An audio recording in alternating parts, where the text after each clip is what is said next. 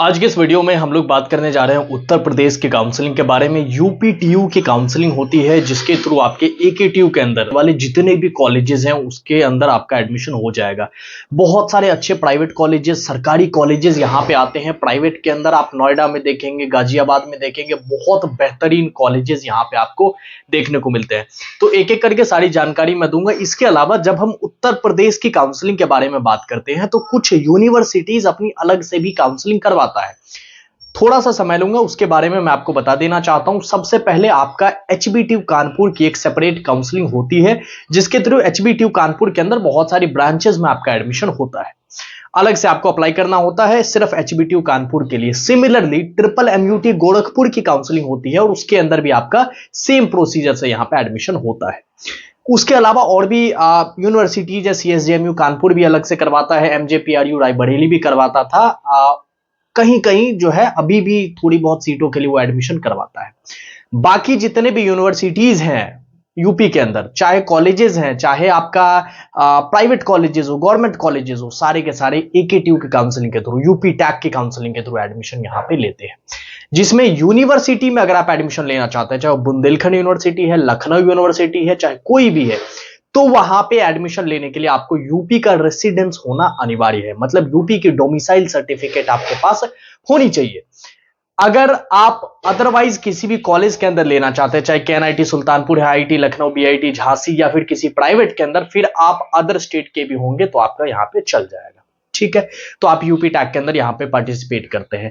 इसके बाद मैं आपको बताते चलूं कि देखिए काउंसलिंग का फ्लो किस तरीके से चलता है। उत्तर प्रदेश की जो ये काउंसलिंग है यूपी टैग की, इसके अंदर सबसे पहले आप ऑनलाइन एप्लीकेशन यहां पे डालते हैं। आपकी जेईई मेंस के एप्लीकेशन नंबर के बेसिस पे यहां पे आप अप्लाई करते हैं।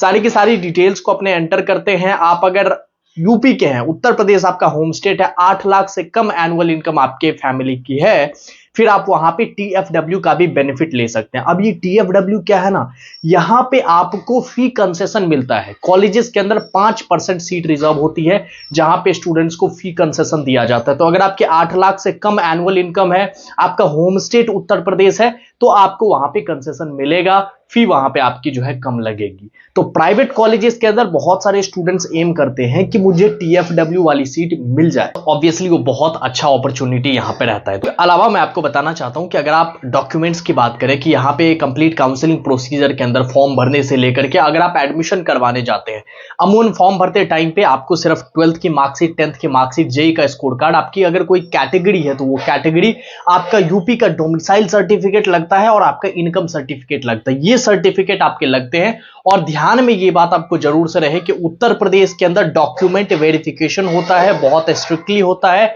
ऑनलाइन होता है। तो आप अगर किसी भी फॉर्म को अप्लाई करते हैं, कहीं भी आप कोई भी फॉर्म यहां पे अप्लाई करेंगे तो वो कंप्लीटली वेरीफाई होगा, ऑनलाइन वेरीफाई होगा, तभी आप आगे फर्दर काउंसलिंग के अंदर पार्टिसिपेट कर पाएंगे। तो मेक श्योर करें कि काउंसलिंग शुरू होने से पहले, आप फॉर्म भरने से पहले इसको प्रॉपर बनवा लें और कंप्लीट तरीके से इसको यहां पे रखें।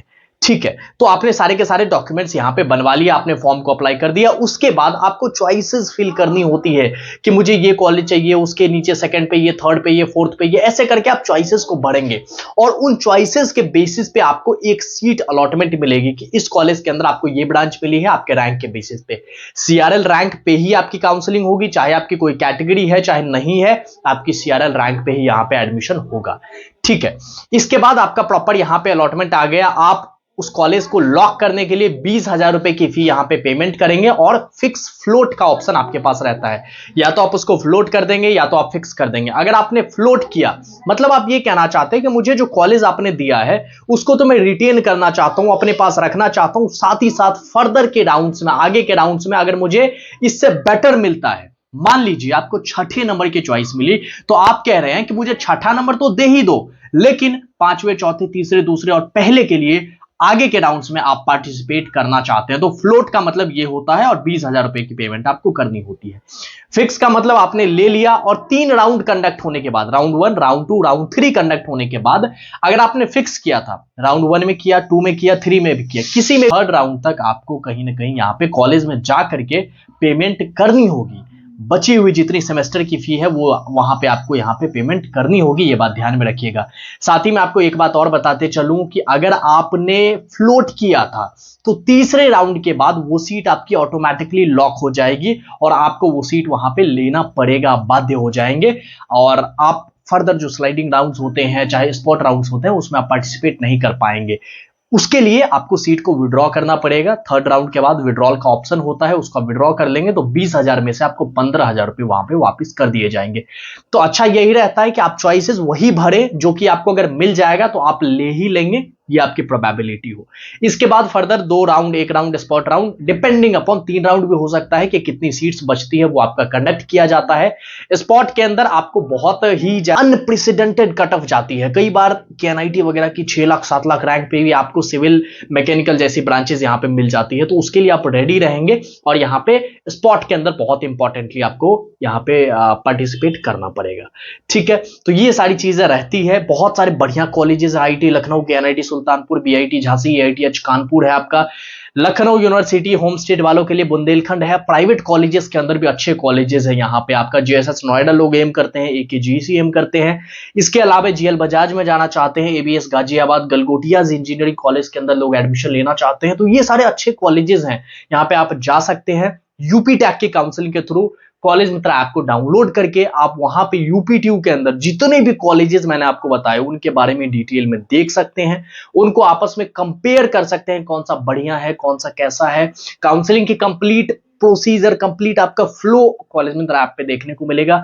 इसके अपार्ट अगर आप हमारे साथ प्रीमियम सपोर्ट में जुड़ना चाहते हैं, हमसे काउंसलिंग करवाना चाहते हैं, तो आप 799 के अंदर आप प्रीमियम को परचेज कर सकते हैं और कॉलेज मित्र ऐप के थ्रू यूपी टैक काउंसलिंग को हमसे यहां पे कंप्लीट करवा सकते हैं। Thank you very much. इस वीडियो को देखने के लिए अपने सभी दोस्तों के साथ शेयर करें और उनके फोन में कॉलेज मित्र का ऐप डाउनलोड करें और उन्हें बताएं कि यूपी टैक की काउंसलिंग उत्तर प्रदेश के लिए प्राइवेट कॉलेज में एडमिशन लेने के लिए होम स्टेट वालों के लिए कितना इंपॉर्टेंट रहता है और कैसे यहां पे एडमिशन का प्रोसीजर रहता है।